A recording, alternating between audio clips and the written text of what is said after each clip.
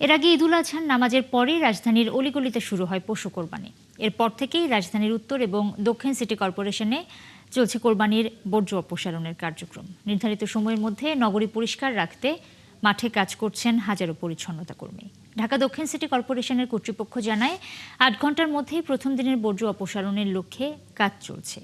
দক্ষিণ সিটিতে প্রথম দিনে প্রায় ১৬,০০০ টন বর্জ্য অপসারণের লক্ষ্যমাত্রা নির্ধারণ করা হয়েছে। সেজন্য কাজ হয়েছে প্রায় ১৩,৫০০ পরিচ্ছন্নতা কর্মী। অন্যদিকে উত্তর সিটি কর্পোরেশন কর্তৃপক্ষ জানায় ১২ ঘন্টার মধ্যেই নগরী পরিষ্কার করতে চায় তারা। তথ্য মতে বিকেল ৪টা পর্যন্ত ১৩০০টি ট্রিপের মাধ্যমে প্রায় ৪,৬০০ টন বর্জ্য অপসারণ করা হয়েছে। এই কাজে প্রায় ১৬,০০০ পরিচ্ছন্নতা কর্মী এবং ৭৫২টি যানবাহন নিরলস কাজ করেছে। এখন রাস্তার অবস্থা বুঝা বলা যাবে না রাস্তার অবস্থা বুঝা আমরা ২৪ ঘন্টায় আছি।